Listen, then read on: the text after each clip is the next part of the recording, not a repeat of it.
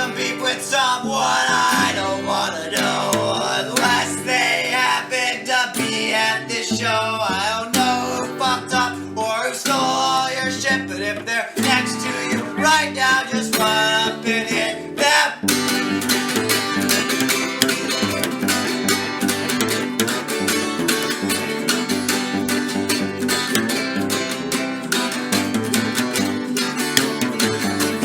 Fuck that crazy bitch, man, I wish she had died. But my best friend's prevented her from suicide. I don't know what's fucked up or what's wrong that I did. You're a grown-up adult getting mad at a kid, so it fell down the hatch and bring it. Wow, if you got some beef with me, fight me right now. And we're recording with two different mics. Slapping. Double the pleasure, double the fun.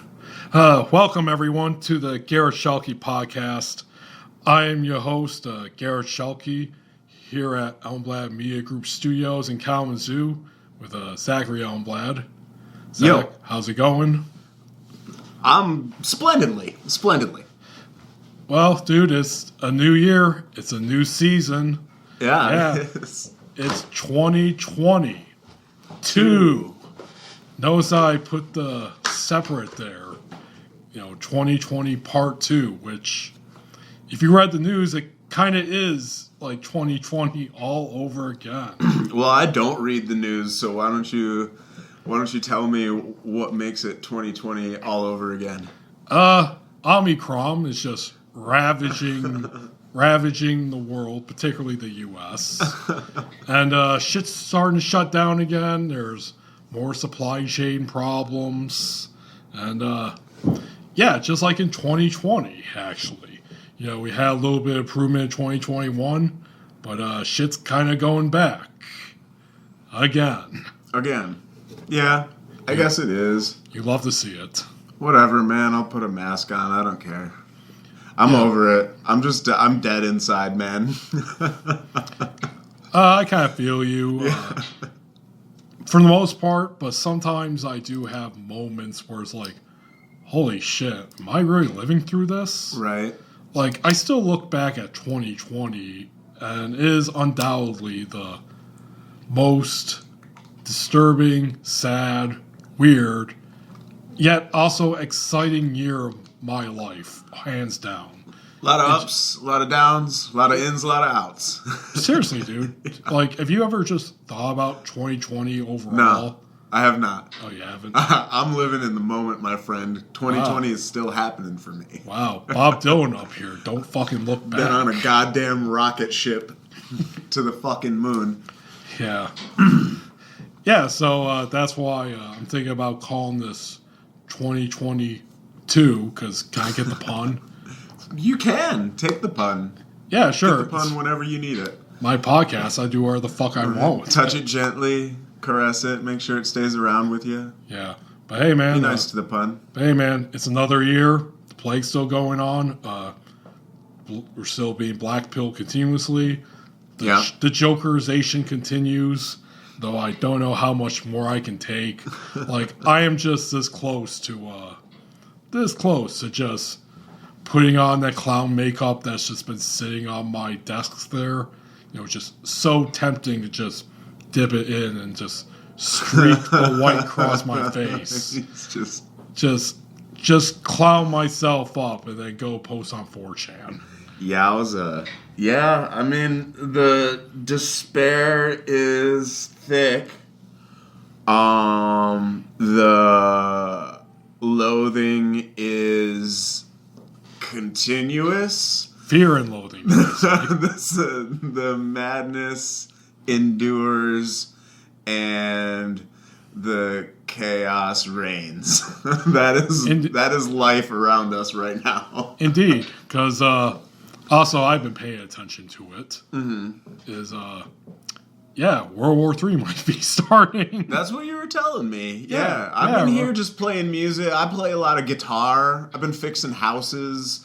I just don't give a fuck about the whole world around me right now, man. I'm just trying to, I don't know. I'm survival mentality. You have your own problems. films, which we'll get to in a sec. But I'm also reflective on it because, I declared that World War III might be starting again with Russia invading Ukraine at any time, I guess. I'm kind of reminded, what was it, 2019? Did I also declare that we might be having World War III then too? Yeah. Have you seen the second season of The Witcher on Netflix? No, I have yet to check that series. There's an excellent quote that's already been meme-ified, and it's like, I've lived through 3 dark ages, 2 supposed end of days, and all of it is a crock of shit or something to that effect. I do believe that too, but I don't get entirely swept up in a lot of hysteria, but I do just gently flow along with it. Like Huck Finn a lot on the river there. I just kind of go along with on the river of hysteria. Yeah. I do allow myself hysteria. I do allow myself to follow. I don't dive right in, but I do follow it. But anyway, I think I declared this on the first episode of a new season, I don't know, 2019, when Trump just assassinated that Iranian general and then bragged about it. I do remember that. Remember that? Seems like a younger time. Yeah, it's funny. It's funny the way things... A couple riots after an attempted insurrection. Yeah, it's fun. Yeah, it's funny how we're kind of go back to these topics inevitably on this podcast. Yeah, it's been buck wild, man. What a buck wild journey. Like, you remember us like sitting on the couch in here and like New Year 2017 making a podcast like, we're writers, everything's fucked up, why don't we just talk about this fucked up world and try to make it cooler? And then we have like that was like Jamboree release party, and it was fun, and the pre-GSP times. Oh man, you can still find good everyone, if you're so inclined, you can go to Elmblad Media Group's YouTube page. Sure can. You probably could find that video because you were up all night, I think, just partying. I was hungover, and we just didn't really know what to talk about, and we kind of got into a slight argument about public schools and charter schools, I think. Dude, I think that was the day I decided to be sober. I think after we had that podcast, now that I haven't thought about this in forever, I think, because as you mentioned that, I was trying to remember, what did I do staying up all night partying that all night? It doesn't sound like me. Oh, it's New Year's. Yeah. I thought you were sober at the time. Maybe. No, I feel like 2016 I was not sober. Oh, okay. So New Year's, okay. Maybe that was when I photographed some bands up at Creston Brewery. Maybe. Well, I from what I remember, I stayed here over 2018. I forget the year. It's somewhere in the mid 2010s. Time is an illusion, man. Have you ever seen Interstellar, bro?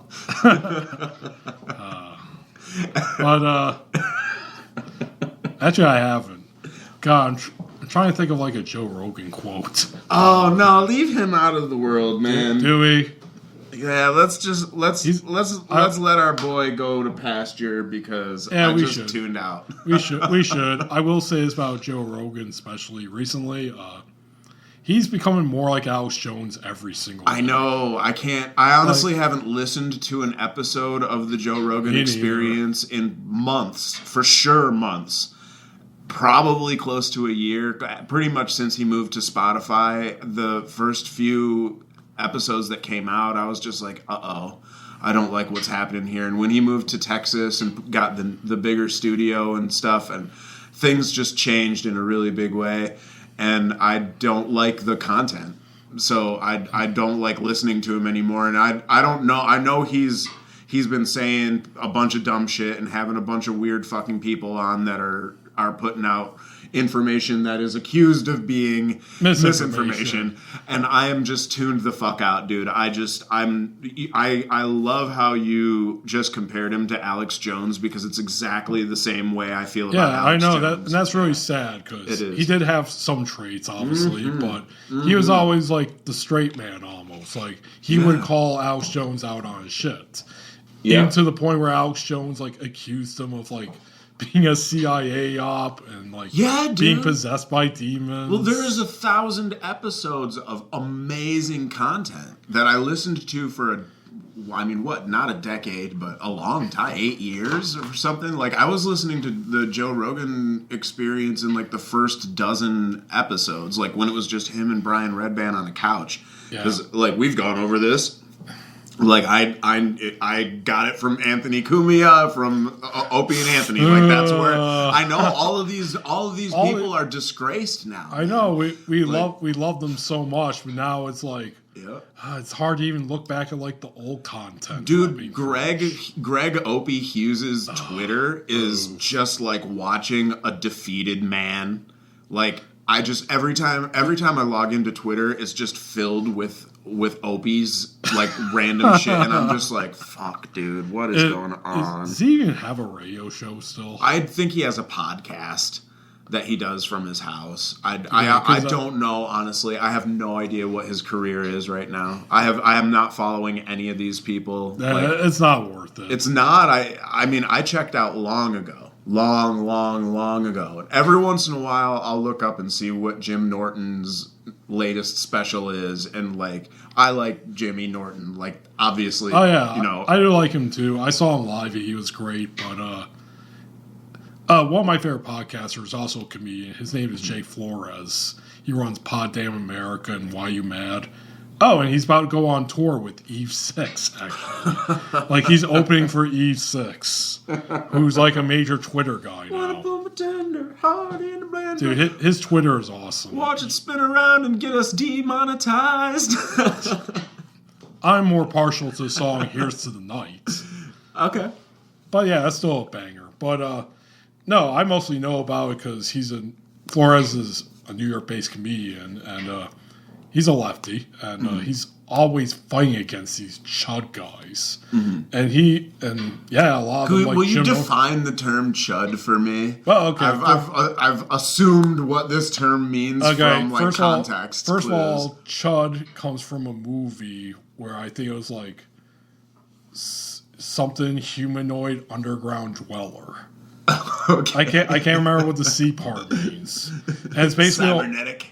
Maybe, but it's basically a movie about these mutants that live underground in the sewers and they pop up and fuck shit up. Okay. So now you just call chud to like every one of these freaky right wingers, just these fucking nut jobs. Okay. And who are also a lot of them just physically fucking ugly. I mean, I'm no James Dean, but they make me feel like $1 million. Like, these are the guys right now that are like burning their Carhartt gear right now in front of cameras. That's a chud. Gotcha. And so Jay Flores is always battling these type of guys, and a lot of them associate with like, or should I say, Jim Norton and types like associate with them, and they're like very hard right wing, like Anthony Cumia types, very alt right, straight up fascist. Some of them, and like he's gotten like threats, and like one of them from a podcast called Legion of Skanks. You ever heard of them? I have heard of, but never listened. Yeah, one of their guys, Louis Gomez, actually spit on him and like pushed him away. And he has like made numerous threats against him. Louis Gomez, God, he's an internet tough guy who's always like threatening people. Like, well, I can't wait to see you out on the street tonight. And even like his pinned tweet says something about how like his mom was an alcoholic prostitute and his dad was a criminal. You should all be lucky. You should consider yourself lucky I'm not a serial killer. It's like, who the fuck writes that for their pinned tweets? Right. But anyway, I mostly keep up with that world because Jay Flores is always talking about it. You know, he's always analyzing them, always commenting on them. And it's like, I'm not really missing out much by like not seeing them anymore because, I just don't want to support that shit. I have to say, in my old age, I'm getting more,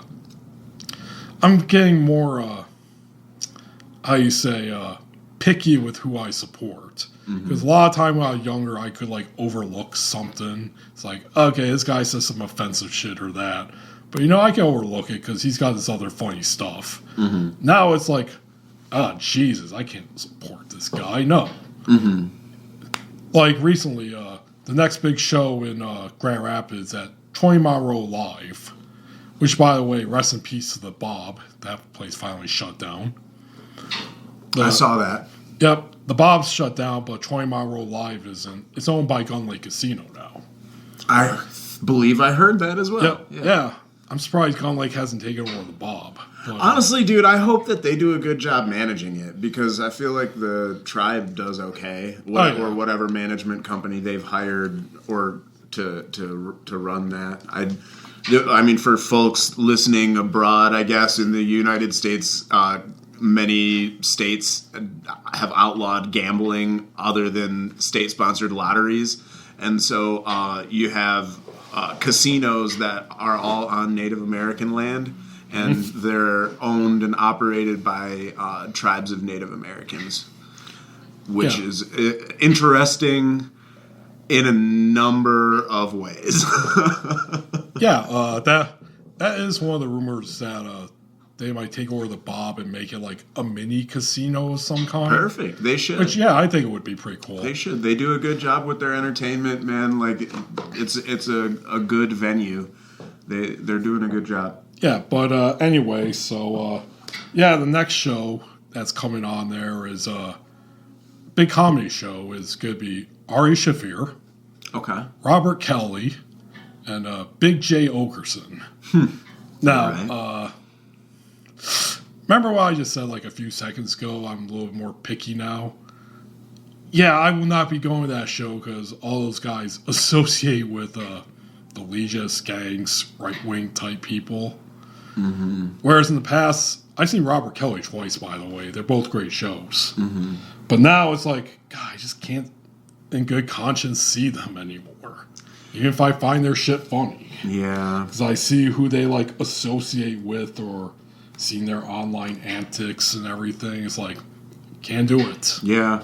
I unplugged myself from all of those worlds. Basically, when Kenny and I went our separate ways, like, I stopped listening to conservative talk radio as soon as Kenny was out of my life. Like, that, like, when I didn't have someone constantly saying, hey, listen to this guy, listen to this guy, listen to this guy, here's this article, like, blah, blah, blah. I can only imagine that guy, I don't know. I don't want to disparage my old friend, and I actually have faith that he is able to think for himself still. Yeah. But definitely back then, he was jamming right-wing radio down my throat. 2012, 2013, that is all we were listening to. And I didn't even know it was conservative talk radio at the time. Like, I was like, Alex Jones, I like this guy. He talks about fucking weird shit. And then, man, it just went sideways hard after the Tea Party thing and Obama. Like, that shit, dude, it was really hard to pay attention to all of that stuff. Because meanwhile, I'm like living through reality, right? Like traveling the world and meeting people of all different races and socioeconomic backgrounds and education levels and shit. And I'm hearing all this stuff back at home, and I'm like, man, I don't know if I like where all this is going. And then it ended up just going way fucking sideways, way off the rails, way out into the ditch. Yeah. It's just fucked. Which one? Center. Park Trades Center. As opposed to Park Trades. Anyway, so that's one thing I'm noticing in my older age is that I'm more picky. It's not really even their jokes or anything. It's more just their associations and, like, the way they act. That's, like, really getting to me, I guess. And it's like, no, I can't support them anymore. Fair. And, like, I have holdouts. Like, I still deeply admire Doug Stanhope. Even though he has some associations with that. Like, he played Skankfest recently. Right. But then again, with Doug Stanhope, he's one guy that, as I kind of, like, checked out his career and everything, unfortunately, he's one of those guys where, like, he has to, like, kind of learn it himself. Like he may think something's cool at first, or like some group's cool, whatever, or even just an individual. But then he has to learn what it's really like to be like, oh shit, then distance himself from it. Right. Like that's kind of how he stopped considering himself a libertarian, actually. Because he like, I saw that slight eye there. Yeah. No, but he I think he like realized like some of the nut jobs that into it. He's like, like, oh shit, okay, I'm done advocating this. Yep. I know someone named Swim.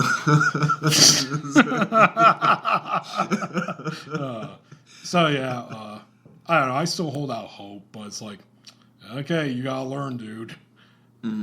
So, and Ian Patton Oswalt, even though he's a liberal guy, but he's currently got some shit because he took a recent photo with Dave Chappelle. God forbid. Yeah, God forbid. God forbid. I mean, Chappelle sucks now more, but he's not as bad as like some of the people I just mentioned. Like, but we won't get into that. You know what? Nah. Yeah, everything you like growing up is terrible now. Yeah. Except this podcast. Congress shall make no law that infringes. Nobody's doing that, though. I know, dude. I know. It's a complicated ass world, ain't it? God. Yeah, I know. Yeah, let's not get in. Yeah, I know. Let's get into other stuff. Bring it. Yeah, Zach, we talked about it a little bit, but let's talk about it on here because it's good content. Yeah, spoiler alert to anyone listening who might be part of this, but yeah, you're quitting your job in like 24 hours. Yeah, or I'm putting in a notice of resignation to my main contract. So I don't have a job to quit, but I'm definitely putting like 300 people on notice to be like, hey, bro, you can't call me and have me show up anywhere in the state of Michigan tomorrow. Let's start at the beginning here. Sure. What is...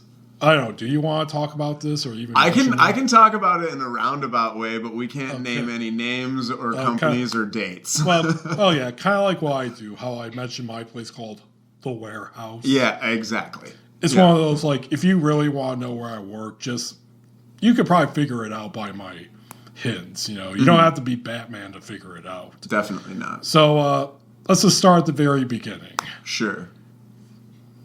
What is the very beginning? What do you consider the very beginning? Okay, we talked. Start at. Oh, God, you're putting me on the spot on my own podcast. All right, it's your current job. You are a contract photographer. I am a contract photographer. Yes, and you basically have one employer this entire time, like a main employer. Yeah, from my understanding. Yeah, like 75 to 80% of my income has been a single contract for about 3 years straight. I've been in the contract for 4.5 years. It's pretty goddamn prohibitive. The non-competes are strong. There's some pretty bewildering clauses in there that were clearly never reviewed by an attorney. But all that notwithstanding, I'm putting in a 30 days notice tomorrow. Not tomorrow. January 24th to expire February 24th, which is coincidentally my 37th birthday. And happy fucking birthday. Yeah, I'm giving myself the best birthday present I possibly can by cutting loose my main client. And so what that means as a trajectory switch for a business owner in the creative fields is not necessarily quitting my job as much as it is taking the entire apple cart and kicking the damn thing over. Now, we have detailed your adventures with this contractor. We sure have, yeah. As a real estate photographer, that is my contract. I believe we have talked numerous times about, weirdo clients who just, especially during the plague here, talk shit to you about, wearing a mask. Yeah. Some people just won't show up. Yep. Or one person like pull a fucking gun on you one time? Several times, actually, yeah. It was more than once? Yeah, I've had, I've definitely had 3 or 4 pistols brandished at me. I've had 2 shotguns pointed in my face with, like, when the door opens. And then I've had 1 gun drawn on me and 1 gun set on a table pointed in my direction in arm's reach from a person. Jesus fucking Christ. Yeah. There's been a lot of firearms brandished in my general area as a result of doing this job. And I'm still going to continue with real estate photography. I'm just going to do it under my own moniker and with my own... Elmblad Media Group. Yeah, Elmblad Media Group will just handle all of the invoicing and stuff. So I'm just no longer contractually obligated to answer the phone and say yes to absolutely every single person that calls me from a certain company. Okay, was this also like the same company where you thought you perhaps saw a UFO during the day? Yes. Yeah. That was definitely during the course of doing this job. Yeah. So really, the big question, after everything we reviewed, like, your no-shows, getting guns pointed at you, seeing extraterrestrials, why would you ever want to quit this job? It sounds like the shit. That's a really good question that no one has asked me yet. Because everybody that I talk to knows exactly why I want to quit this job. GSP exclusive. GSP exclusive. I want to prove to myself that I still have the skills to survive beyond what I am now. I want to take another moonshot. So, like, when I believe we talked about this on the podcast, me and Casey's concept of 1118, like when I wanted to make it so January 1st, 2018, I did not have a job that I clocked into. 1118, this was formerly, I believe you were working at the grocery store? I was previously a department manager at a grocery store, and then from 2016 to 2017, I had this room here that we're in, this studio and gallery in downtown Kalamazoo, and I ran Elmblad Media Group out of that room and still do. But then I got on board with this company in October of 17, and I quit the grocery store October of 17. So 1118 was like the symbolic target point, but I actually ended up doing it in October of 2017, and that's when I quit my day job, so to speak, and like went full time as a creative professional or as a photographer, a technical photographer. And so ever since that point, I've been on my own, and what I am at this place is a 1099 NEC tax designation, so I'm a contractor, but I do not have any rights whatsoever as an employee of this company. So technically, if I called them tomorrow and said, hey, I'm done, I'm out of here, never talk to me again, there is no legal ramification for either one of us, and our contract would effectively just be neutralized. But I have maintained 300 to 400 client relationships as a result of this business agreement, and I don't want to ruin my reputation as a business owner just because I'm having a fight about my compensation and basically just human resources problems. Oh, so there has been problems. It's a them problem, not a you problem. Definitely a them problem. So basically I guess here's some business school 101, like here's some capitalism on the GSP if you want. I believe that the value I offer is higher than what I'm being compensated for by this company. And I believe that my skills have been demonstrated to enough people in the marketplace that I will be able to stand on my own 2 feet on my Rolodex alone.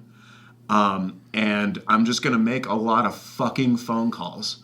I'm going to go out there and I'm going to start looking for work. I've never done that once. I got to where we are here all the computers and cameras and guitars and drums and everything you see around here, I got through just answering the phone when it fucking rang and saying yes. So now, starting Monday, I'm going to start looking to see. I'm going to start looking to see what's out there.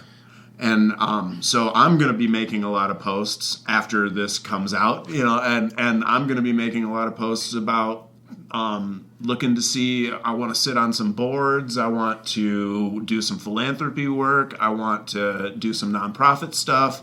I want to do some travel stuff. I have plans to do some virtual reality stuff, some 360 stuff, some Oculus stuff. There's some NFT stuff. No NFTs for me, my friend. Thank you. Thank you. No. My crypto days are not over, because that's definitely part of the future. But no, that's not where I'm trying to put my attention right now. I'm trying to put my attention on streaming, on creating legacy content with my my back catalog, kind of all the same things that I had been talking about for years and being prevented from doing because of this day-to-day contract. But okay, good. Yeah, good. I'm very glad you have not gone down the NFT rabbit hole. No, it's not my plan. I mean, I won't forbid myself in the future. We're looking at a meme right now. I'm describing this situation to audio. So this is like an anime girl. She's in a schoolgirl uniform. She says, "Oh, so it's not NFTs." She's clearly dropped an item, and she says, saying this, she casually threw aside a large rock. Because it implied that she was, if it was indeed going to be an NFT, she was going to throw a rock. I see. Why would she be throwing a rock? Is that out of anger or disgust or frustration? Yes, because to break windows. Yes, because NFTs are absolute garbage. It is a product of the devil. You should not be involved. You should not be involved in it. Well, isn't all fiat currency fucking illusions with tokens anyway? Very true, but NFTs in particular. Also because everything's being made into an NFT these days. Yeah, it is a little very fucking annoying. Ridiculous. Yeah. And where I got this meme from was from a friend's post, because Shonen Jump, a popular manga magazine, both in Japan and the US, they made a post recently about saying, we have a new exciting way that we're going to bring our characters and stories to life. Stay tuned. Then the next tweet, it's not an NFT. They had to reassure people that it's not a fucking NFT they're making. Wow. That sucks. I know. So yeah, I'm glad you're not going down the NFT hole. No, I'm not going down the NFT hole. I like real art. If I do see that happen, I assure you, I will be there to save to buy my NFT. No, fuck you. First of all, I give you enough money for services. Right. Second of all, no, I will do everything I can to save you. Save me from the rabbit hole. No, what I am trying to do effectively is leverage my demand curve to my supply curve to find an equilibrium. So as a company, one thing you mentioned is that you don't believe you're being compensated enough. True. But have they offered you anything else, not. Like no health care, no I have zero benefits. No benefits? No, they don't even compensate me for mileage, and I drive over 20,000 miles annually for them alone. Okay, that definitely makes more sense of leaving, because you literally got nothing keeping you there. Dude, so my overhead costs of operating Elmblad Media Group are roughly 60% of my income, roughly. Sometimes 50%, sometimes 60, sometimes 65. So that's a pretty fucking tight margin. So the thing is, if I cut my income in half and cut my expenses in half, or into 2/3, I'm gonna come out making more. Like right now, after costs to do all of my work, I'm making about as much as a delivery driver. Roughly, I've been looking at job ads to compare. to compare. Okay, well, that's good. To compare my situation because I'm crunching numbers. I'm, quarter 4 of 2021 ended recently and quarterly taxes were due. So my accounting is caught up now. And I don't like what I see. And I've been spending a lot of time working. And I feel like the amount of time that I've spent working is not reflected in the amount of money that I'm seeing on my tax return. Now, have you ever brought up these concerns to these people? Like, hey, you should pay about me every more, 3 months. Or, hey, how about some health care or some vacation all of it, days? yeah. Give me a car, refund my mileage, give me a gas card. I've said all of this stuff, and they just don't do it. They just don't want to do it, man. What they're trying to do is, so I'm currently being paid 50% of market rate.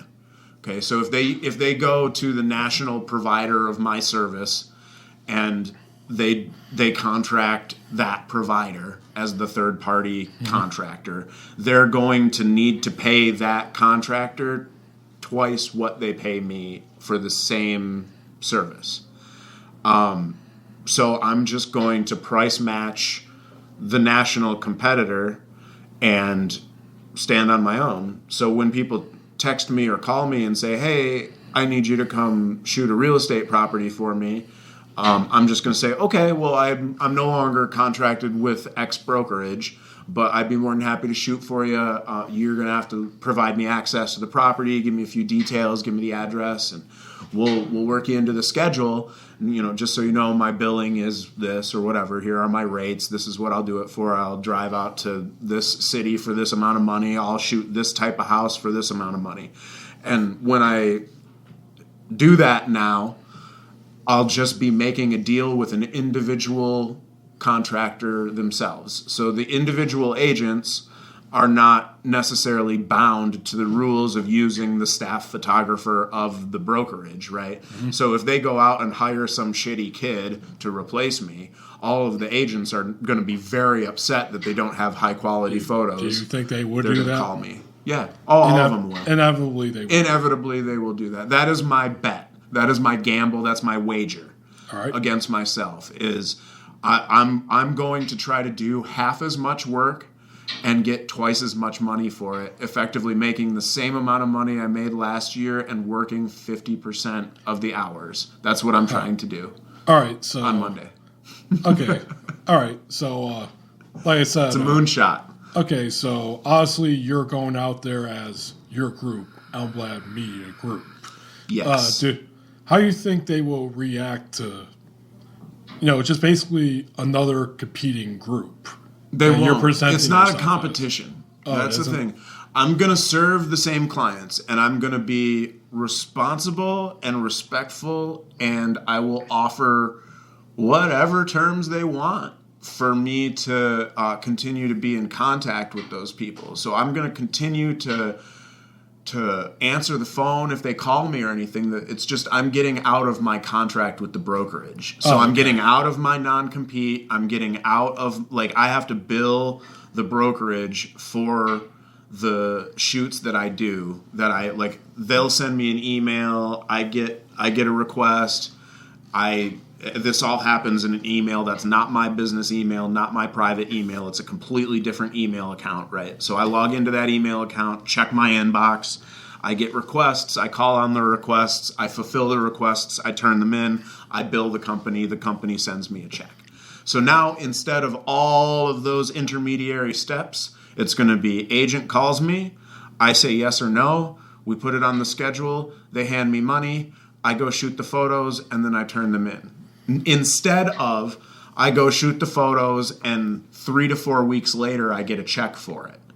It's going to be I'm going to show up and my camera's not coming out of the bag until I have the amount of money that I'm asking you for.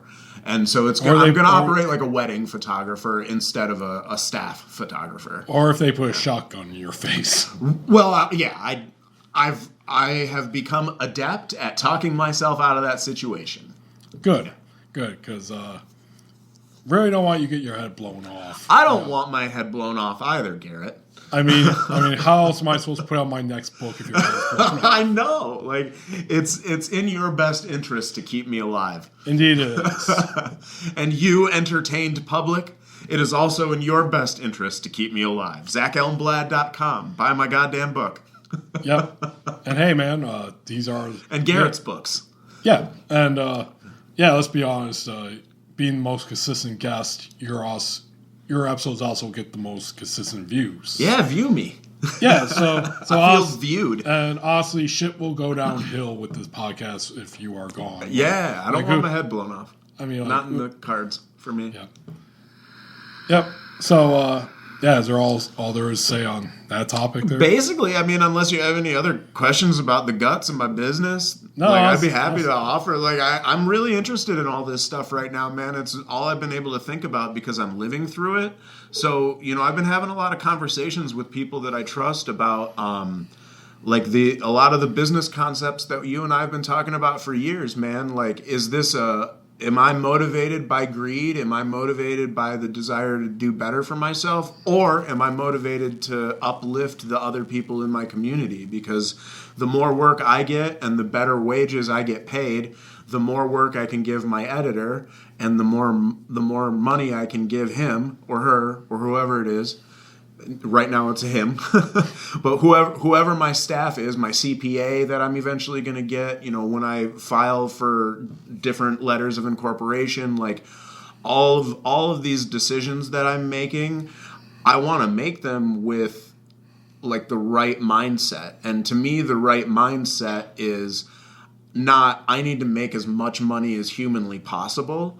My mindset is I need to make enough money so that I can keep going and scale up to the point where not only is my work so important that it keeps me fed, but my work is so important that it keeps a community of people fed. I want to build this whole New Scum community that we've been talking about for years and I talked about forever before I met you. I want to try to actualize all those plans. So, I'm in a restructuring stage.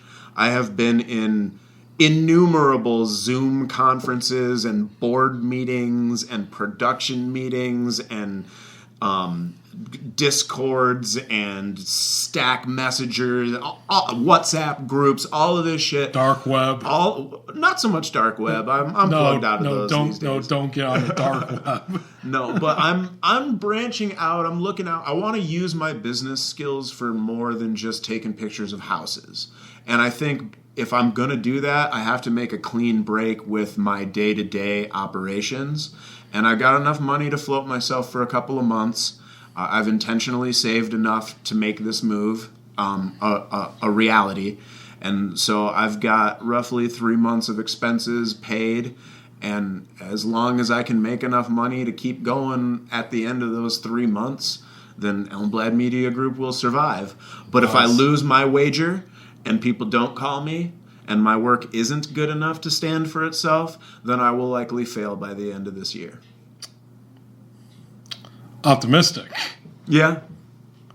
Well, buddy, let's see how the year goes. We are going to see how the year goes. I'm excited. I think it's going to be great. But we'll see. Yeah.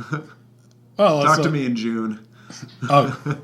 That's when we'll know. If I'm like packing up all of this shit and we're just sitting in here on cardboard boxes and the drum set's mysteriously gone. The last... all the guitars are sold. Yeah, this is the last episode here at the Elmblad Media Group Studios. We'll be moving to Zach's parents' basement. Right. Yeah, the local coffee shop. We're going to park the car outside the Costco. Outside of the Fourth Coast. Outside of the Fourth Coast, yeah. Oh, man, no. Actually, didn't you talk about how, like, at your place right now, you have, like, a media room there or something? Yeah, I could definitely work out of the place I'm living right now if I wanted to. Oh, okay, That'd be good. Totally fine. Yeah, I mean, it might come to that, man. I'm entering intentionally into a sink or swim moment right now. So if it has to come to that, it'll come to that. Hey, man. Yeah. Joe Rogan podcast out of his house. Right. Yeah. Well, I'm not trying to compound. emulate Joe Rogan anymore, man. That's not my style. Good. So. I'm trying to stand on my own 2 feet, man. I'm trying to figure out what Zach Elmblad and his business does now in 2022, after everything that I've learned and everything that I've done. I think it's time to do not necessarily something new, but to double down on what was important to me. Because I don't give a fuck about taking pictures of houses. How could I give a fuck about taking pictures of houses? You know where I came from, dude. I'm a world traveler. You say that while you have a literal house on your desktop right there. That is an amazing stone church taken on my last... That photograph was taken on my last trip before COVID when I went out into the mountains when I was in Colorado. Phony. Big fat phony. Big fat phony, pre-COVID. You're a big fat phony. I'm a big fat phony. No, man. New shit. New horizons. Very nice. Publish books. Publish fucking blogs. Publish videos. Streaming. VR. I'm doing all sorts of fucking shit. As long as it's not NFTs, we're good. NFT's coming soon. He just gave me an idea. Garrett's my idea man. I'm going to make an NFT of an NFT. Yeah, as long as you're stealing NFTs. That's cool. Recursive NFTing. God, there's a meme, NFT bag. There's a meme where it shows like a guy talking to who steals NFTs, who's talking to the guy who stole the Mona Lisa, like back in the 1910s or whatever. Yeah. And he said, like, you and I have a lot more in common than we realize. Now, okay, we talk about your job. Let's talk about my job. Let's. Because guess what? This month on the 23rd, 9 years. 9 years since I started at the fucking warehouse. Longest job I've ever had. Yeah, I was 9 years, man. Nearly a decade in this shithole. Nearly a decade. Yeah, and I talked to you a little bit about it before we started this. Yeah. About how it's the slow down time, and due to distribution issues and people taking absences, which is their nice way of saying, hey, nobody wants to work here due to COVID. And due to like our low pay and lack of protection, all that great shit. So they're currently begging us to go work in other warehouses on our days off. Go to Lansing, which, for people not familiar, Lansing is the state capital of Michigan. Mm-hmm. It's also a shithole. And it's kind of like God, is Lansing a dump? And it's also... Holy fuck. And sad to say, Kalamazoo and Lansing are like a neck-to-neck race this past decade to see who can hit bottom first. Man, I am reluctant. I'm reluctantly admitting that you're right. Kalamazoo is a fucking shithole. It's gone pretty bad. I keep driving into town when I leave town, and I'm like, dude, this place fucking sucks. I gotta get the fuck out of here, dude. Oh my God, this place blows. It is so sad here, dude. Yeah, so anyway, Lansing sucks, but you're right. Kalamazoo's a suck of hope right now. Just so you can feel your hope abandoning Alabama, Kalamazoo. Like, has something recently happened that I'm not aware of? What do you mean? Like, something really bad? I mean, like, the last bad thing I heard about here was that guy who shot up the bus. Right. I believe that's the last I recall of anything major happening, but it's just fucking miserable here, man. You can feel it in your bones when you drive up, didn't you? Don't you? Somewhat. Like, you drive down the main drag here downtown, dude, and it's like, oh, construction. Yeah, that's happy. I will say this, too. Originally, we were going to meet tomorrow. Mm-hmm. And I decided at first that I was like, you know what? I haven't been out on town in Kalamazoo in a while. Maybe I should stay the night, go out. Right. And I was going to do that. But then you texted me, asking me if we could meet today. Mm-hmm. So you derailed my fucking plans again, Zach. I'm sorry. I'm a plan derailer. It's okay. Mine fine. Got derailed as well. It's fine. It's the process of scheduling. Yeah, it's fine. I'm going up to Traverse City next weekend, so I'll just do a night on town here in our time. Mm-hmm. But one thing I did notice when I was like just looking up places to stay for tonight, I was gonna stay at that long extended stay hotel that I like to stay at. You know, the chain. So I looked it up. Full. Wow. Completely filled up right now to stay there. I was like, I've been staying at this place on and off for like a decade now whenever I visited. And I even stayed there for like nearly a month before when I was between houses when I lived here in Kalamazoo. First time I have ever seen it just straight up say filled up. Yeah. And there's another extended stay hotel around here in Portage, slightly nicer. It's owned by the same people, ICH or whatever, own Holiday Inn and all that. IHG, yeah. That's completely filled up too. So I'm like, God damn, things must be really bad right now if those places are just filled up right now. I don't know. There's a lot. I guess I'm coloring my interpretation of the situation based on my own fucking hopelessness right now. But that being said, there's a lot of ongoing construction projects. There's a lot of an influx of cash because of Pfizer and the development of the vaccine. And so, you know, like there's a bunch of fucking money coming here, but there's a lot of fucking sadness too that comes along with it, because like for years we were like the lowest cost of living city and like relatively high in median income. So like you could get by pretty good in the zoo. Like, but everything is just inflating so fucking fast that like anybody here who grew up here and like made their life here in Kalamazoo is completely fucked right now, because all this out-of-state money is coming in. All of these big giant companies are coming in to just eat up the fucking real estate alive.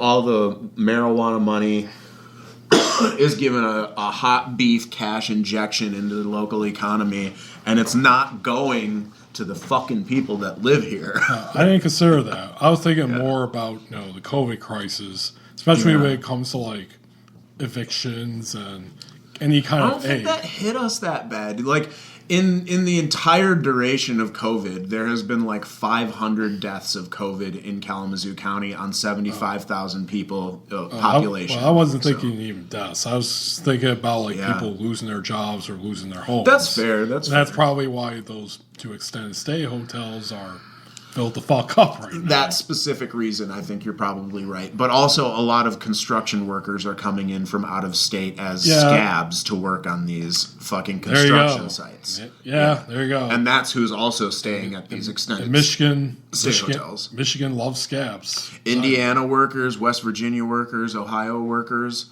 North Carolina workers, all coming up here. The best scabs the Kentucky Midwest can offer. Yeah. I mean, well, that's the rest of the Rust Belt. It's all leaking up here, man.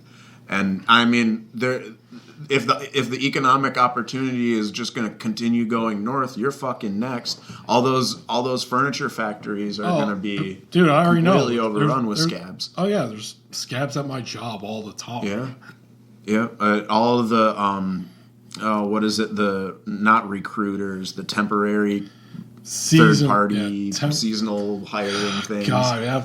Bane of our fucking existence. I'm sure it is, dude. Especially around the holidays. Like right now, it's the slow down time, so don't have to worry as much. But I assure you, once March hits, spring hits, then Easter and St. Patty's Day, spring, all that great shit. Boom, we're gonna get hit with more flow of stuff. And then that means more scabs. Yep. Or temps, as they're called. Sure, temps. Yeah. Non full times, NECs, non-employed contractors.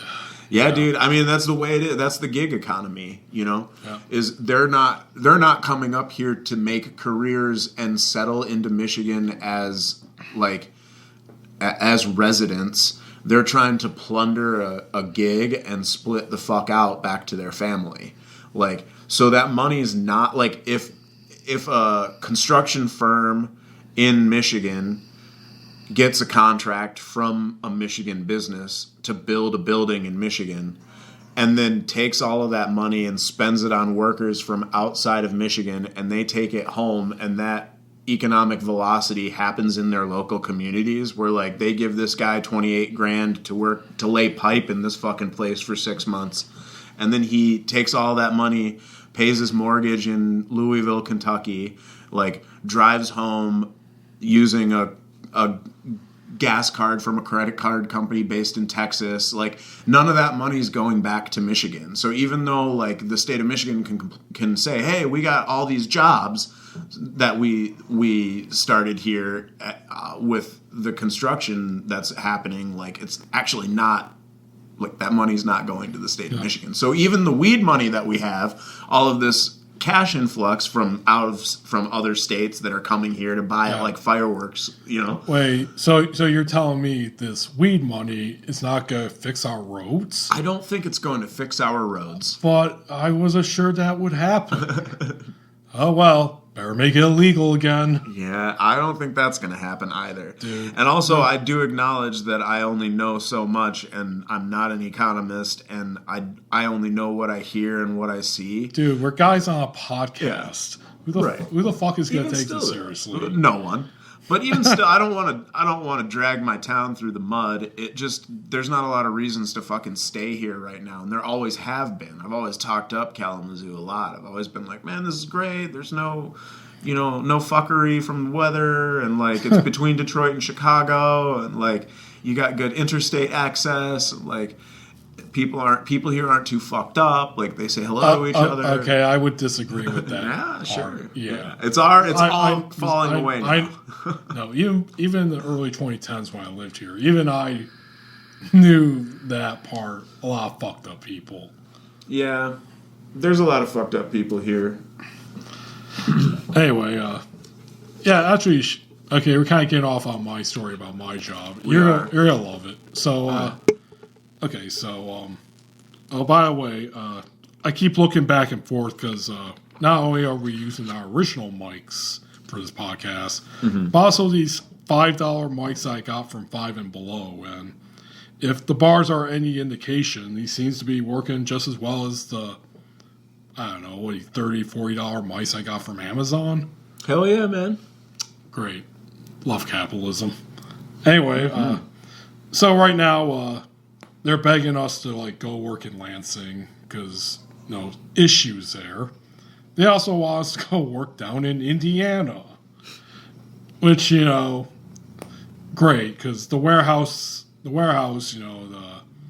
basically it's, you'll get paid the same amount that you would at where we're at right now, plus travel expenses, and they'll put you up in a motel. Not a hotel, motel. The consonant at the beginning of that word is very important. So it's like, I don't have to do it, thank God. I'm not that hard up for money. I don't have a family or anything. Mm-hmm. I'm sure there are going to be some people that are doing it, and all I can think is like, wow, imagine you get in trouble for not making rate down there. Because I'm sure it will happen too. Because that's how you get in trouble at my job. The main way is that you don't make rate. You don't maintain a 95% or higher for the week. Mm-hmm. And that's 95% of the goals that they give you? No, just that you make 95%. Because you have to select stuff in a certain amount of time. And then you make a certain percentage. Like, you made 100% on this pick. Got it. And if you make lower, it goes down. So you made 70% on this pick. But yeah, can you imagine? And there's lots of problems with it. You file grievances. God knows I've done it plenty of times. Mm-hmm. I can only imagine, like, it already sucks enough that you get written up if you have to work on your days off on overtime. But God, it must suck worse to, like, get written up for not making rate at a warehouse you don't even normally work at. Right, because you don't know where anything is. It's like, Mr. Schuelke, you were doing really good the rest of the week, but then you went and worked down in Indiana. What happened down there? Why did you only make 50% for the day? That brought you down to like an 80% or some shit. I worked there for like nearly 10 years. I still haven't fully figured out the system. Mm-hmm. No, that says something. It's likely not designed for you to be able to figure out. It's not. But, so yeah, that's going on. And some other drama, you are going to love this. the big one. You see, there's a guy that came back that unfortunately me and many others don't like. We'll call him Dave. Dave is a white trash, shit-talking piece of human garbage. Is Dave a chud? Yeah, he actually is. Dave's a chud. Yeah, and so he came back, and Dave. We were all, and I was aghast, because, like, this guy's been gone for years. He transferred to Lansing. I was like, okay, great. I know never have to see him again. Then one day last year, he just shows up, just casually using the bathroom. And, I'm pissing, and I do a double take. I'm like, what the fuck was he doing here? And the best thing is that we all have to wear safety vests. He has a safety vest, but he has his name embroidered in his. Ah. I'm like, God damn it, are you fucking kidding me? This is Dave. It's Dave's vest. Actually, it's his last name, but I won't reveal that on here. Actually, I probably should, but I won't. Smith. Dave Smith. Tinsel. But anyway, so this week, as we learned, I'll just come out and say it. Dave is a sex offender. Oh, no. Yeah, I learned this because I got sent a text from my friend, called him Chad. He's basically my best friend for all the years I've been there. He just sends me a text. First 2 messages. First one, Gary. Just Gary. Next one, I'm going to make your week. Then the third one, he sends me a link. And lo and behold, it's to the sex offender registry. There's fucking Dave with his smiling face. Oh, no. And I guess it's been rumored for years, but yeah, he is a sex offender. Yeah. And they found this out because this past week, see, we got 2 shifts at my job. I'm on first shift, and there's second shift. He's on second shift, and he's a shift leader. He got brought back so he could be a leader on this shift. And apparently, he is working there, and one of the other workers who selects came up to get a pick. She scanned it, and apparently he looked at her and says, every time I see you in those pants, I just want to rip them off. Oh, no. You're not supposed to say that to your coworkers. I know. It's not what you're supposed to do. Really? You're not supposed to? No. You're not supposed to say that to people, actually. Just like a general... Yeah, but apparently he then realized what he said and had like an oh shit moment. Then he said, because they look like stickers. Your pants look like stickers. I want to rip those stickers off. No, you didn't save yourself, bud. So she went up and reported him, and he apparently had to leave early. Yeah. Can't imagine why. Who knows? He did nothing wrong. So anyway, my friend Chad got this text from another friend who works at shift, who then, I guess, looked him up on the sex offender registry and like, dude, this guy's a fucking chomo. No. Because we did look at his charges, and yeah, it's victims 13 and under. Oh no. 2 of them. And he's been on this since 2004. So the company I work for knows that he's a chomo, and they still hired the motherfucker and made him a shift leader. We're all very angry after learning this, as you can. Yeah, naturally. Like, I'm doing this in a joking tone, but it's actually very infuriating. Yeah, dude. Yes. I mean, the progressive-minded folks among us would be reminded to add and be remiss not to include that pathways for felons to maintain employment are necessary and vital parts of the reformation of prisoners. That being said, bringing them in and promoting them when you have lots of good candidates for promotion, not a good plan. Yeah, I absolutely agree with you, and I actually have a lot to say when it comes to like felons, their rights after they get out, even how we do the sex offender system. Sure. And who we deem sex offenders. Yep. Hell, I would say a lot of it is set up so that they can reoffend and then get put back into prison. No, it seems like it might be what you would call a pipeline of sorts. Seems that way. Some kind sometimes. of prison complex. That would be a way I think we're on to it. something here. Yeah. But anyway, the thing is with this guy is that, one, we hate him for that. Even before we knew this, we hated him. Two, he's a shit talker. Wonderful. I mean, whenever I watch something like, let's say, Prisoners, they always talk about how, like, the real smart sex offenders keep a low profile because they know that they're going to get their shit rocked. Yes. Sometimes that doesn't even help. But when you're, like, really out in the open about it, or even not even open about it, you're just open in general. You're setting yourself up there. Yeah. This guy does not seem to have realized that. It's like, if you got charges from, like, 2004 of you sexually assaulting someone under 13, I don't think I would bring a lot of attention to myself. Probably and that, not. And that involves having confrontations and talking shit to people. Like, my big thing with this guy back in the day was that, I used to do sanitation, and since it's a warehouse, we got cardboard boxes, and we have, a compactor to compact them up and everything. We had to go out in the middle of the warehouse where he worked, and where he basically, like, had to do boxes. And even then, this fucking chomo had a cozy job compared to the rest of us. And since none of us, like, really knew how to run the compactor or anything, it's like, hey, can you help us run this? Wouldn't do it. He would just sit there and talk shit to you about how dumb you are for not knowing how to do it. And then when you would fuck up or something, he would make fun of you. So imagine that. You're trying to fix something or, like, put something back together. Here's this guy. Man, you guys fucking retarded. And me and him actually had a little confrontation over that. And one day I just said, you know what, fuck it, I'm just going to leave, go back. And then he reported me for not taking care of the bail. So they forced me back into doing that. Me and him got into an argument, and I called him white trash. The first and only time that I've straight up called someone white trash to their face. I've talked shit about people behind their back, but never said to their face. He then promptly reported me for racism.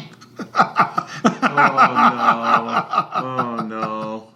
And if anyone is not aware, I, Garret Schuelke, am a Caucasian man. Yeah. So I had a little thing there. I'm like, dude, he's fucking white too. I can't be racist against fellow white people. I actually used SJW logic to get myself out of a possible punishment for using a racist term at work. Dude, what a tangled web there. Yeah, so basically I used that, and I explained, like, hey, this guy's an asshole. He's been harassing me. He's been provoking me, blah, blah. And they're like, okay, we understand. Just don't use that language again. So, yeah, so back to the current story.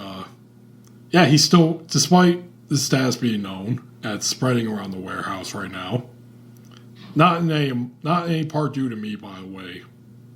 And no, I'm not kidding anyone. I haven't told anyone outside of it. I'm very tempted to just, like, show around, like, hey, this Dave guy? Yeah, check this out.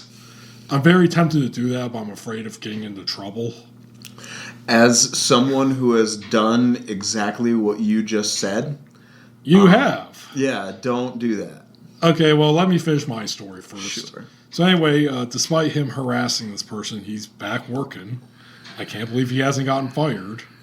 And me and the boys who are involved in this chat are very pissed.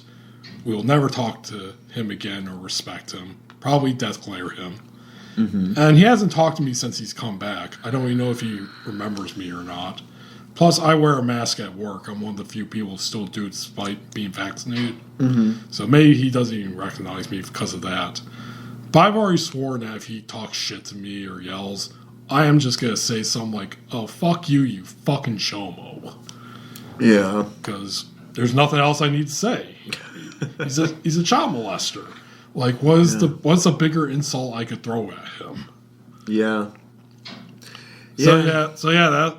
By the way, this is actually the second time in my life that I've worked a job where I unknowingly had to work with a sex offender. It happens more often than you'd think. Oh, I believe that. The first time that I fully remember was when I worked at the cement plant in my hometown. And kind of like with Dave, I've had problems with this guy too. Him and I almost came to blows one time. Because at the cement plant, you can do shit like that. You can get into fights with each other. Hell yeah. Because there's not as much security. Brawl. Yeah, he got fired because he refused to work unsafely. Which I have to say, he was actually in the right end. They wanted us to do some unsafe shit, and we didn't do it, and he straight up refused, and they fired him for it. By the way, this was also at the cement plant we were contractors. Mm-hmm. So we had a union, whereas the cement plant doesn't. Mm. So anyway, I found out he was a sex offender. Same thing as Dave. Tier 3, I believe it is, when your victim is someone 13 and under. Mm-hmm. I don't remember the tiers in the state of Michigan. I think that's the worst one. It's like a tier 3. Okay. And, yeah, and because I only found out because my mom and I were browsing the sex offender registry one night. You know, some mother-son bonding on Right, is this night. What you do in Alpinus? Yep, indeed it is. You browse the sex offender registry on a weekend. So we're browsing, we're looking at all these fucking freaks. And they are freaks. A lot of sex offenders are ugly as shit. Mm-hmm. It suits their soul. So we look at it, I'm like, hey, wait a sec. Go back up. Wait a minute, I worked with that motherfucker. So yeah. I've done that. I know exactly how that feels to find your coworker that's the shift leader on your shift as a chomo. So yeah, we got a little bit more time. All right. Okay, I want to hear the story quickly. No, yeah. I mean, basically it's the exact same story as yours. I'm like, I fucking don't like this guy. And one day I was just like, I'm going to look up all of my fucking coworkers on the sex offender list. What job was this? I was working at a coffee shop in Kalamazoo. Wait, I won't say the name, but is it the local one that I'm thinking of? Yeah. The one that's across the street from a school. Yeah, that one. Great location. Yeah. So he was a shift leader, and he got hired in from another place. What is with these chomos becoming shift leaders? Who the fuck is this guy? I was lined up for this job. Like, he basically got my job that I was supposed to get. And I was like, who the fuck is this guy? And then a couple weeks go by, and I'm like, something is just not right about this fucking guy. How was he acting? Well, he's very flirty with the female staff. The younger, the better. And then all the little kids that used to come in, because there was like a symphony orchestra, like, it'd be like 3 o'clock. There'd be a fucking busload of like 13, 12-year-old kids that would come in and get coffee drinks and little snacks and stuff. And he would always make sure that he was out in the dining room doing what we called table touching, which is where you have to like go to each table and like talk to everybody at the table and like make sure they're having a good stay. That's Herm in this context. I know, dude. So this guy, I'm just like, something about this fucking smile when he's talking to these 13-year-old chicks, dude.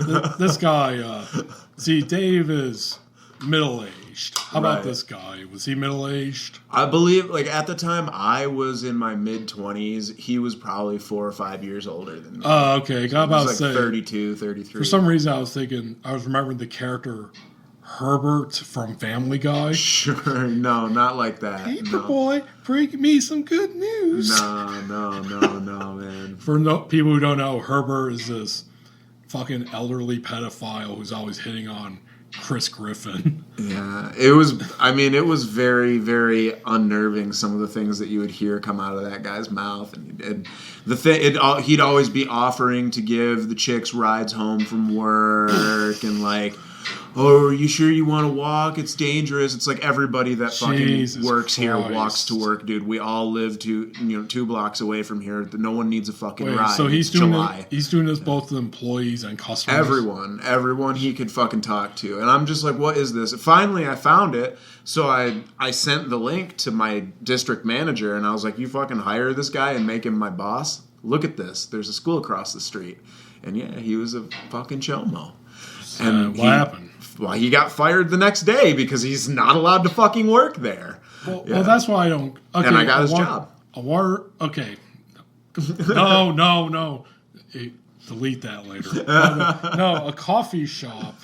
Okay, is this like a local coffee shop or a chain? A local coffee shop that is a chain, but a local chain. Oh, okay. Well, I guess I can understand, like, not having the technology or the money to, like, do a deep background check, I guess. That's not deep. Oh, was it? That's a Google search. Even in 2010, okay, wrong. It was a Google search. You're right. Yeah. I guess I could see how they would skimp it. I work for a big corporation, so I don't know how Dave got past it. That's what I'm wondering. Yeah, that's a good The only point. thing I could think of is that they're cool with it. And God, just like your example in Dave, these fucking creeps, they can't help themselves. No, dude, like, they seriously. really can't. No, I mean, and you can watch it in action, especially once you know. Like, you're like, every fucking thing this guy says is some type of postulate or some type of suggestive comment to try to get one of these women to come home with him. Everything that comes out of his mouth, everything he does, says, thinks is all about that. Yeah. And this ain't aimed at people his age. There was plenty of fucking beautiful women that we worked with. I dated some of them. Like, they were wonderful women. Look at your humble brag. I'm just saying, dude, this guy's behavior was out of this fucking world. You just don't, like, even like on a construction site, catcalling chicks as they walk by, that is tame compared to what this guy was doing. Like, every day was a fucking assault with this guy. Like, the things that happened in that fucking building would not happen now. Like, dude, he would there was this one chick that worked there, and he would, like, have her come and sit on his lap while he was like counting money and stuff. Dude, there was some raunchy shit going on in that place. But, like, she was addicted to pills, and I got a feeling he was selling them to her. Like, there's just all sorts of madness going on in that place, dude. That's what happens when you work at a coffee shop. So, since then, have you heard anything about this guy or seen him? As a matter of fact, yeah, he was in a popular band for many years. A country music band. Oh, okay. It's no one that I would know through, like, the Kalamazoo music scene. No, sir. Jeez. No, sir. You wouldn't know who he is, and we're gonna end at the hints there. Spoiler, spoiler. He played at Millhouse. Never mind. Oh, no way. I doubt it. Yeah. I'm kidding. Yeah. Jeez. Fuck Millhouse. Anyway. Kalamazoo. So, yeah. Consider this ongoing series, because next time we come on, I don't know, maybe we'll have something new with Dave. Dave. See what happens, I guess. We definitely won't have any new stuff with my guy, because he's not my guy, and I haven't fucking seen or heard from him in like 10 years. Thankfully. Hey, there's a knock on the door. Let me go get it. Oh, hi. Oh, what's that? You got a country CD that you want me to drop off for Zach to edit? And what's your name? Dave. Shomo McPedophile. Oh, okay. Thanks, Mr. Pedophile. Zach, you got some here for you. No music production for pedophiles. I'm going to make that hard line right now. You know what? I just unintentionally did a great segue. Because let's talk about music that's not related to a pedophile. That is a perfect segue. Let's talk. Let's. God. You know what? This is a free podcast, folks. You get what you fucking pay for. You sure do. But segues. But yeah, okay, it's 4:26. You gotta leave at 5. 4:20. No, it's 4:26. It's very close. I'm living in the past. Yeah, also in the future. It's kind of weird how that works. It is. You know, Carl Sagan would have something to say about It's recursive. It's a loop. In the Matrix. Mm-hmm. You see Matrix Resurrections? Have. I thought it sucked. I liked it a lot. And this is. I thought we were going to talk about music. And we are. Talk about another time. But folks, we got something about music, and we've hinted about it last episode. Mm-hmm. The return of the Christmas episode with Tom Lammer. Check that out if you haven't. Mm-hmm. But I, Garret Schuelke, would like to make an announcement. Let me hit this smart water. As always, these episodes are brought to you by Smart Water and also by Drake's Party Store. Center? Drake's Party Store, which I can't believe I did a brain fart on remembering. Drake's Party Store, where I did see when I went there today that you could buy a beanie that says Kalamazoo on it. I almost bought it. Nice. But alas, I have my beanies with Chicago on them, so I gotta represent it. Right. Even though I'm not from there, but I visit there so much that I want to move there someday. Let me hit this. Hell yeah, hit it, brah. Fine purveyors of electrolyte water. Mineralized Walter. That's the sound of Garret gargling. God. That's alliteration. Gargle, Garret, gargle. Gargle. No, that's for later on with the... Gargle, Garret, gargoyle. No, I don't... I usually don't gargle water. I gargle... Whoa! No! Taking a turn here. That's the sound that you're going to hear in the music that Garrett's going to talk about. Indeed it is. Soothes the throat. Okay. Secret Mongolian technique. Mongolian throat singing. God, that was a thing in the early 90s, I heard. Yeah. I've seen so many memes about it.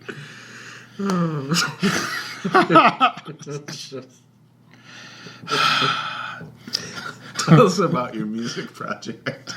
Yes, everyone. You heard from Zach first.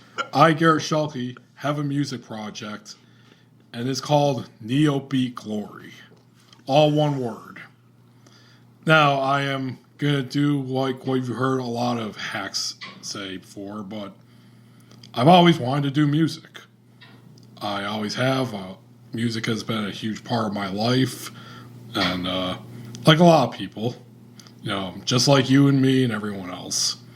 But I've always wanted to do it, and the main problem is that I have no talent when it comes to instruments, especially the guitar. Like, I've tried to learn it through various ways, except for hiring someone to teach me because I don't have the time or money to afford it. So I went many years, I would write lyrics, but I could never do anything because I don't know how to play an instrument. Can't do it solo, can't join a band. But then this past summer, I got inspired. Because, take a little detour here. You have never heard of this band, Zach. Mm-hmm. I know for a fact you never have. Okay. If you want to surprise me, you can. Have you ever heard of a band from the 1970s LA punk scene called Black Randy and the Metro Squad? No. All right, allow me to introduce you to this guy. Black Randy, he's long dead. He sadly passed away during the AIDS crisis from AIDS. And Black Randy was basically this dude who was active during the punk scene there. And his Metro Squad was, despite being a punk band, he was more fit into with a lot of funk and proto-punk. Mm-hmm. And he was, and the Metro Squad is more like a super group. Okay. Like, the bands of the day would, have their bands. Then they would go and join together as the Metro Squad as, a pseudo-super group for Black Randy, who was this fat, squat, curly-haired, sad to say, ugly guy, mm-hmm. who wore, hippie clothing and pork pie hats and dashikis. Keep in mind the punk scene, like with your leather jackets and your spikes. Here's this fat dude wearing a dashiki. He's backed up by all these other punkers who are doing funk punk kind of stuff. And he has many songs, like his most famous one being "I Slept in an Arcade," where he details about sleeping in a booth in an adult arcade. And he also has other stuff, and he has so many references in his songs about like doing drugs, having sex. It's all very clever. Very clever. And I've listened to it the very first time, and I became instantly hooked. And for some reason, I have other bands that I like Bob Dylan's my all-time favorite musician. Woody Guthrie afterwards. Actually, my top 5. Bob Dylan, Woody Guthrie, Kanye West, Wilco, Matthew Good. All professional musicians. Okay, Woody's dead, but they're all legendary. So, for some reason, listening to Black Randy, which, by the way, Black Randy, a white guy. He's not black. All right. But he was obsessed with black culture. Hence the dashiki. Yeah, and God, I'll just show you some pictures later. All right. But something about listening to this guy, this really trashy lo-fi punk, and a lot of it is really lo-fi recordings. Like when I was reading up on, I believe the book's called "We Got the Neutron Bomb." And it's an oral biography about the 70s punk scene there. By the way, this was all like stuff like before Black Flag and the Dead Kennedys came about. So you could kind of see the progression here. And they had like one section devoted explicitly about Black Randy because he was that big of a character at the time. And just something about reading about him and his life and the way he went about recording and just listening to his music, it inspired me. Like my favorite author, Haruki Murakami, my favorite living author, he once said that he's a baseball fan. He was at a baseball game and he saw one of his favorite players hit a home run. And in that moment, he said, seeing that guy hit a home run, he knew he could write a novel.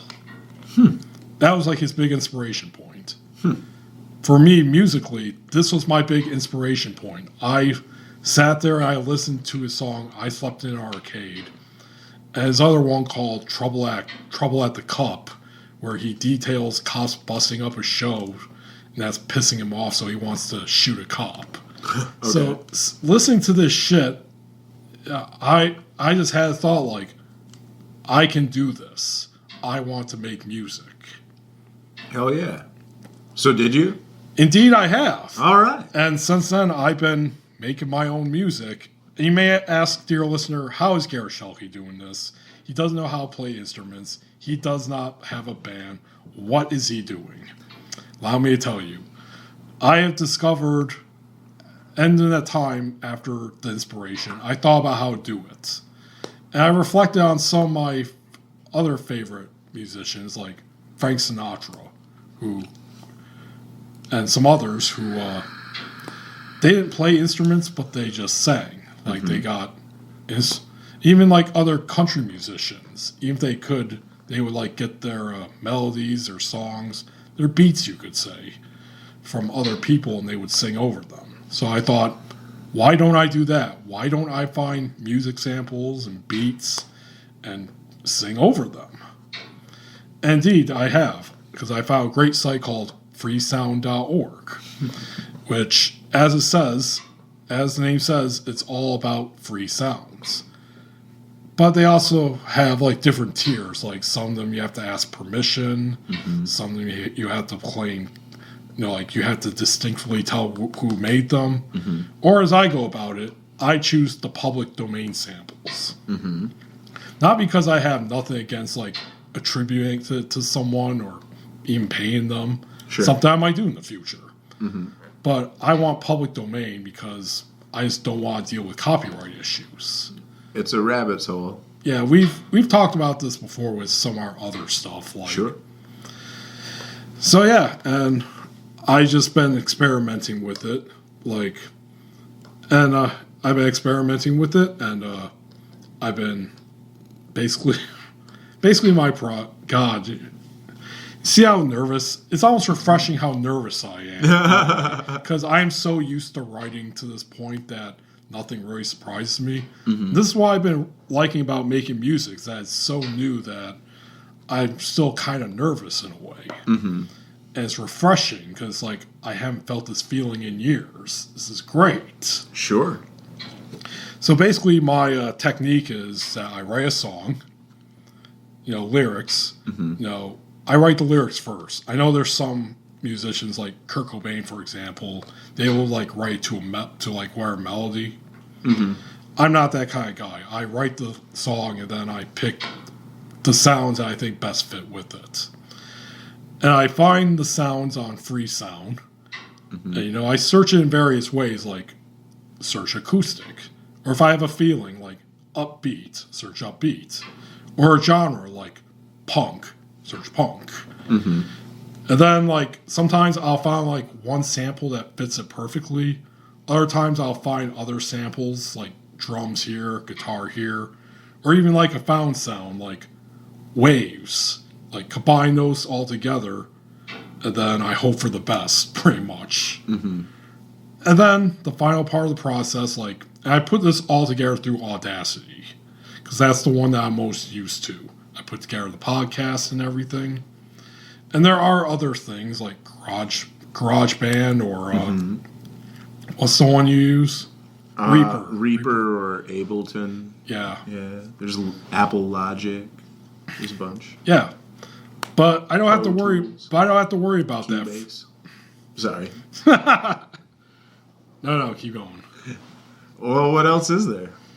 I named pretty odd. Like there's one that PreSonus makes. Okay, so let's get ahead. I make the song. I do the very best I can. I do multiple takes with the singing. I, adjust it the best I can.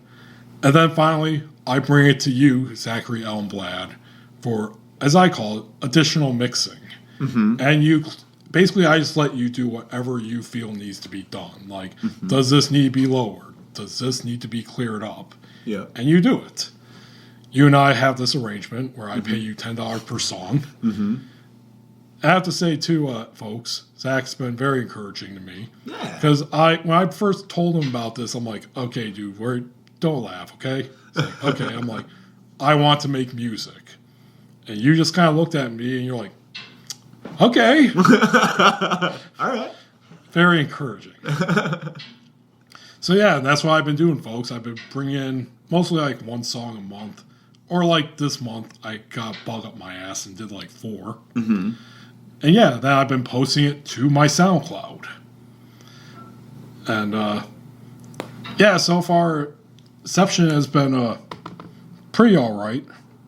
Oh, fucking computer, start.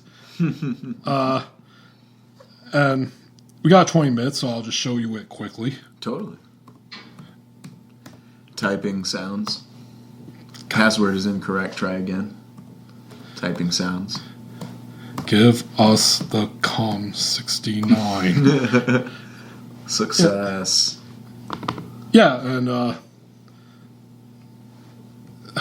Mozilla. God, I hate everything. Why is this? Firefox. Wait, do I have internet? Yeah, I do. Anyway, allow me to show you my SoundCloud so far, Zach. All right. SoundCloud. Man, I haven't logged into my SoundCloud in so long. I should do that. Like solo or Conrad Twitty band? I think I have a couple solo ones and presumably a new Scum one. Alright, folks. As I said, my name on there is NEOBEATGLORY.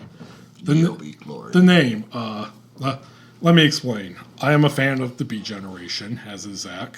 Mm-hmm. And, so much so that I thought of myself as like a beat.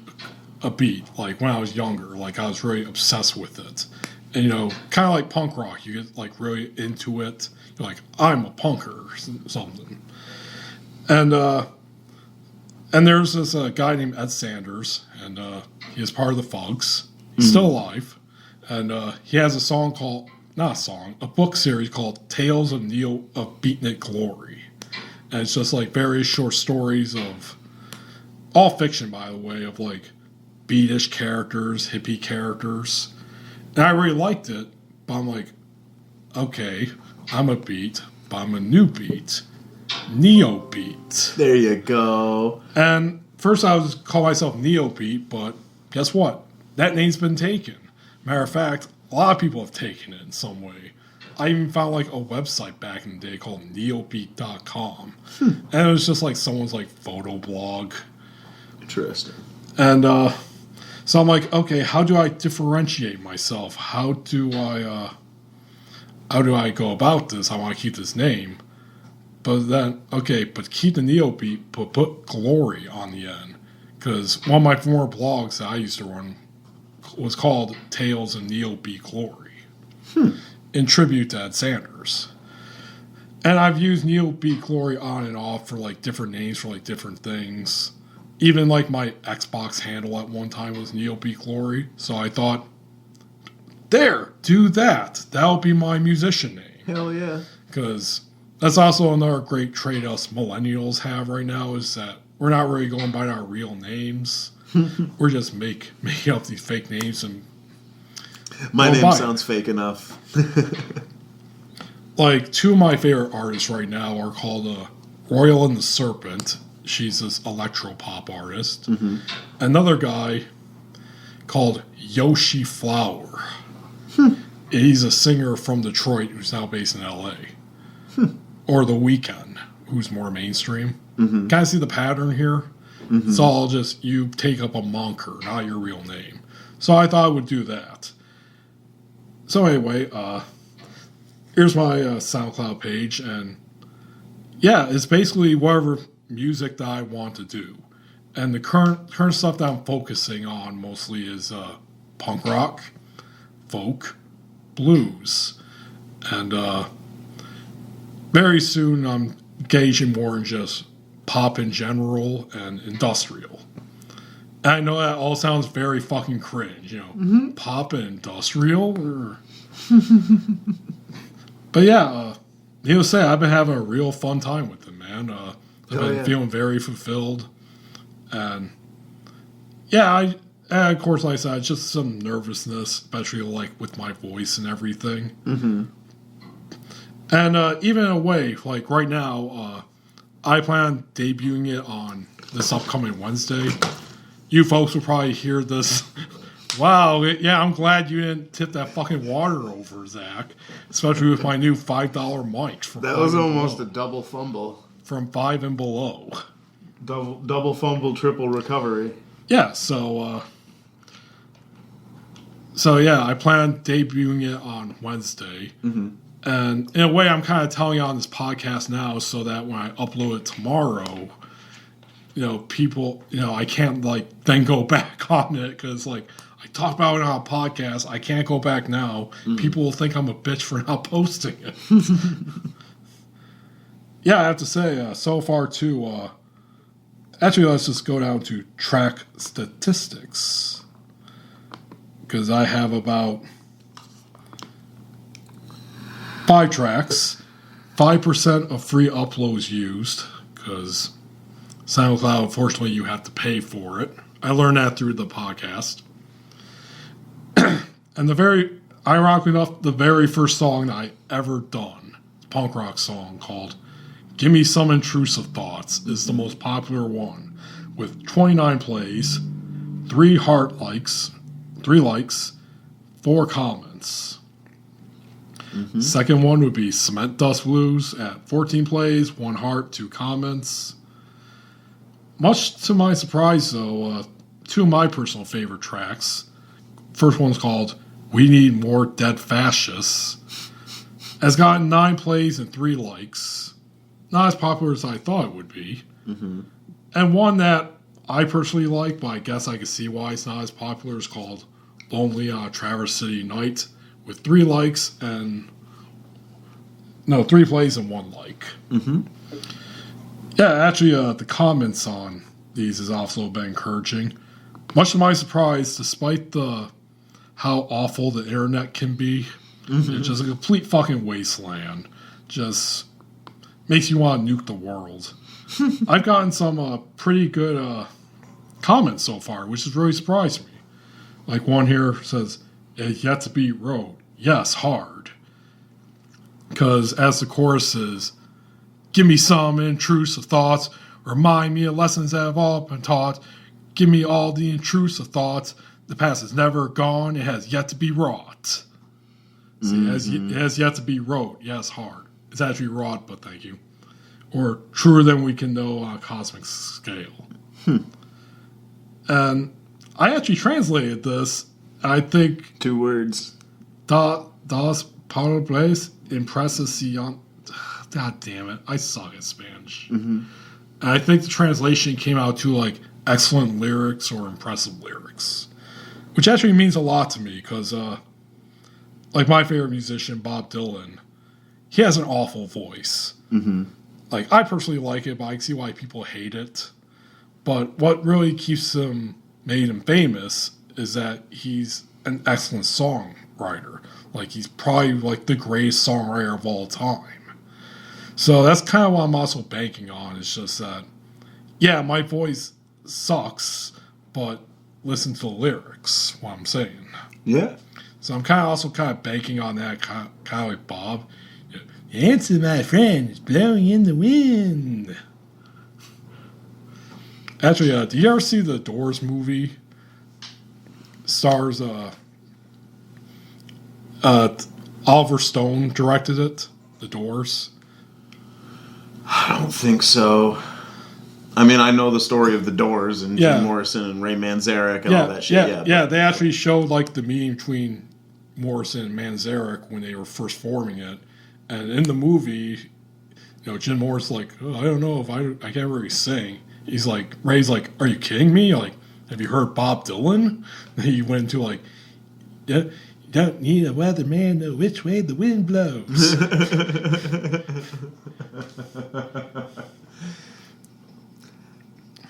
What actor is doing that impression?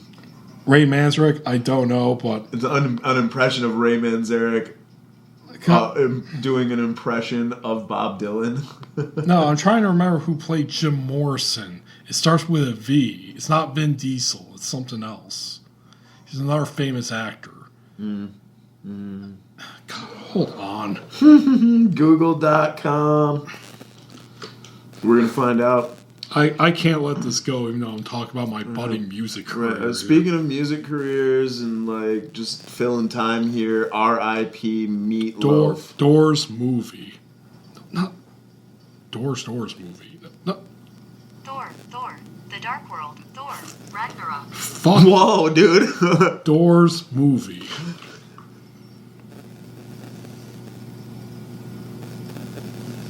Doors is a 2021 movie directed by Duggan O'Neill, starring Lena Esco. Wrong one. And Josh Peck. Oliver Stone Doors. According to Wikipedia, the Doors were an American rock band formed in No Los shit. Angeles in 1965 with vocalist Jim Morrison. No, okay. You got to interface with the device now. No, I gotta actually type it. Right. Life sucks.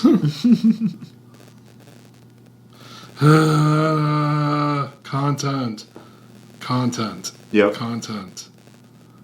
Rip Meatloaf. Like a hell of a go. Val Kilmer. Fucking Okay. Val Kilmer played Jim Morrison. Okay, right on.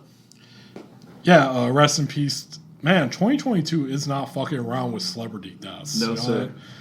Meatloaf, Louis Anderson, Betty White, Bob Saget. By the way, Meatloaf, the song "I Do Anything for Love" but I Won't Do That. What won't he do? Like, I don't know. ever make that? I don't know.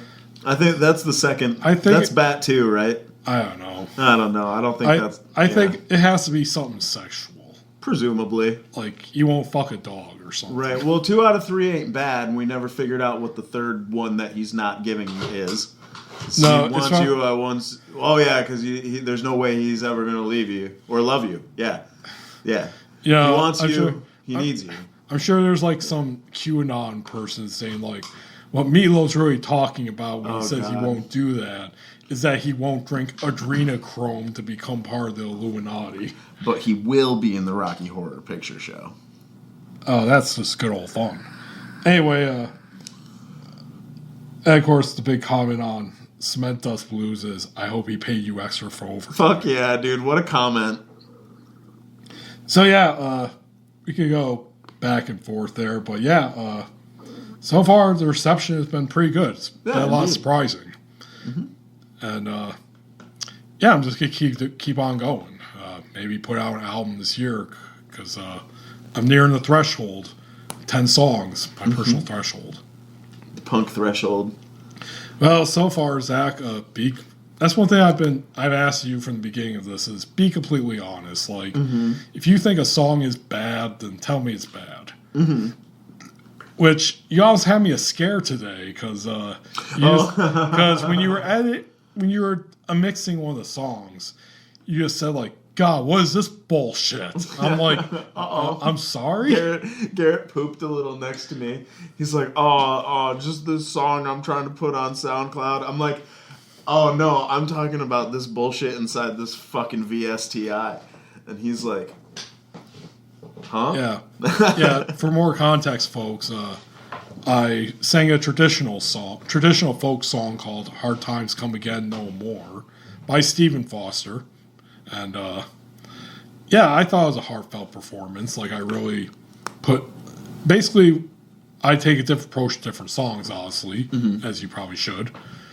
And basically mean, like, I really tried to sing on this. It isn't like, say, a punk song where, like, I go really hard on it. Hard on. Go hard. So, you know, here, so when it came to the part where it's like, hard times come again. No more. There you go. What is this bullshit? God, I'm sorry, Zach. Yeah, it's production work. Yeah, but so far, what do you think? It was a fun project, yeah. I mean, there's definitely a large variety of sounds. You mentioned several genres, and it really does cover all of those. So that's definitely a wide variety of influences. Sonically, it's also pretty eclectic, like in terms of different vocal styles that you're choosing to emulate, and the lyrical content, obviously, as you mentioned, is important. You being a writer, I feel like that's kind of a natural assumption with your lyrical content outweighing your audio skills that are admittedly non-existent. So, like, when you're singing over what is essentially and effectively music concrete, like assembled from free domain sounds or public domain sounds, it's very creative. That's for sure. And I mean, just as you can see, there's people engaging with it, and so as long as there's an audience for music, I think that qualifies it as good. Like, if you had 0 plays, then maybe we'd be having a different conversation right now. But like, at least 2 or 3 people, probably closer to a dozen have at least once listened to your songs, maybe even listened to them 2 or 3 times. Well, I'm hoping too, because this has been going on for I think since the end of last summer, and all of it's is on SoundCloud. Like, I haven't advertised it anywhere else, so I'm hoping now that I put it out on the podcast and I'm going to advertise on Facebook and Twitter and all that, that hopefully I'll get some more engagement there now that I'm being more public. Hell yeah, when you got 1 million views, 1 million plays on SoundCloud, and you're a rich folk punk industrial artist, then I don't know, you can buy me a hamburger and I'll eat it and it'll be delicious. I don't know about that, but maybe I'll buy your NFTs. My hamburger NFT. I think, it's 4:56. You gotta go. That is a slapping segue. Yeah, I know. So let's end this, man. All right, bro. Yeah, so everyone, thanks for listening to the new episode of the new season of the new year. there'll be a new intro song. And you know what? For an outro song, I'm going to use one of my songs. Hell yeah, do it. You know what? Do it. Fucking go for the gold. Indeed. It's my podcast. Fuck you, I do what I want. Fuck you, I do what I want. Whatever, I do what I want. All right, Zach, let's do some promos, man. What do you want to promote? Okay. I'm still kind of promoting the same shit. I'm writing Normal on Trial still. It's progressing a little faster than it has been the last few years. Conrad Twitty Band is being slightly resurrected in some way. You can watch for my coming streams on the Elmblad Media Group YouTube channel. I'll be re-recording my 2 books, A New Way Home and Borderline Vagabond, to release on Audible this year. And likely I will be, once I'm done with that streaming, I'll start streaming work on Normal on Trial. And we'll probably have some discussions in the YouTube chat about authorship and self-publication and copyrights and what I do, and probably Garret too. So yeah. I'm going to be doing some shit. Follow me on YouTube, Elmblad Media Group with underscores. Instagram and all that. Yeah, Instagram too. I haven't been really active on Instagram. I'll have to get on board with that soon. Yeah. Be putting my back catalog up soon. All right, as for me, same stuff as usual. Find us on Anchor, Spotify, YouTube, Internet Archive. Probably not Mixcloud anymore. I haven't gotten any reception on there, so I'm probably just going to delete that one. Sure. And my latest book, Animaki 5th Anniversary Edition, is out, so check that out. Please buy it. I need gas money. And yeah, my new music project, NEOBEATGLORY. And I probably should have waited to say this before I shut down my computer. But yeah, check the show notes. The link will be in there. SoundCloud-NEOBEATGLORY / Yeah, / There you go. And then I'll probably be revamping my Bandcamp this week and everything. And yeah, that's it. You gotta go. I gotta go. We gotta go somewhere because it's a new year. It's 2022. Y'all gotta go. AKA 2020 Part 2. Hopefully we're all still alive. Hopefully we'll live through this year, through the plague and World War III. To quote the modern art masterpiece Paramore song that I've forgotten, never mind. It's a circle. I mean, cycle. I only know one Paramore song. Like, was it? Ain't it fun living in the real world? Yep, that's one of them. I assure you, folks, my singing is a lot better than that. Yeah, dude, go listen to some not Paramore. Listen to me. NEOBEATGLORY. Yeah, listen to NEOBEATGLORY. Gory. Listen to Listen to NEOBEATGLORY Hole. Speaking of glory holes, I gotta show you this Black Randy. So thank you, folks. Thanks for listening. Love you all. Here is the outro song. Bye.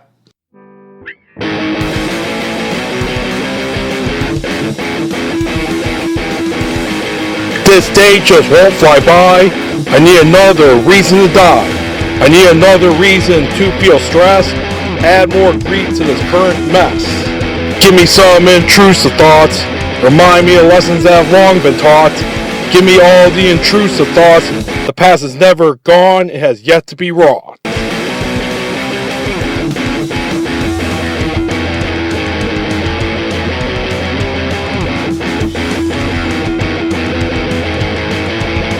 Need a reason to feel mean for shit said to me when I was a teen. I need a reason to feel bad because of traits I remember that I share with my dad. Give me some intrusive thoughts. Remind me of lessons that have long been taught. Give me all the intrusive thoughts. The past is never gone. It has yet to be wrought.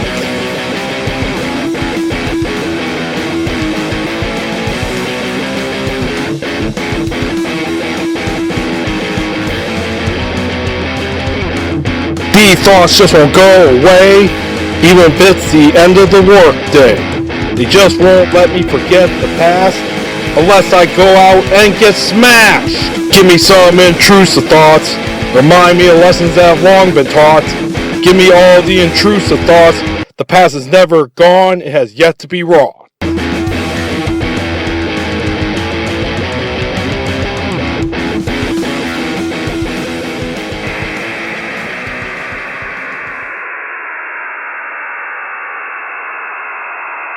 Holy shit, I can't wait to get out.